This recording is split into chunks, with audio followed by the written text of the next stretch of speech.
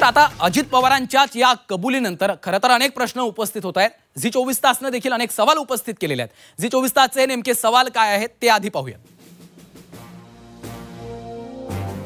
पहिला सवाल आहे, अजित पवारांना या व्यवहाराची कल्पना होती का? पार्थ पवार यांच्या कंपनीकडनं जो व्यवहार झाला त्याची कल्पना होती का? अगर होती तर अजित पवारांनी तेव्हाच हा व्यवहार का थांबवला नाही? हा देखील एक मोठा सवाल उपस्थित होतो।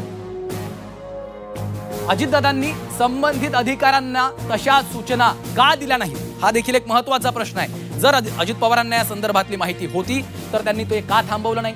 कानावर गोष्ट आली मग अजितदादा गप्प का बसले? अजित पवारांनी सांगूनही पार्थ पवार ऐकत नाहीत का?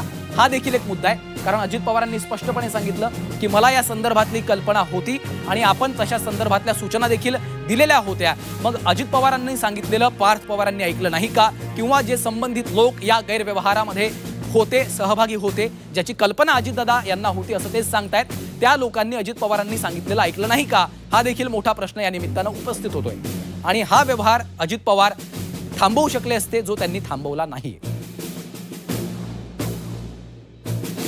तर झी 24 तासचे हे सवाल आपण पाहतोय। अनेक सवाल या निमित्तानं उपस्थित झालेले आहेत।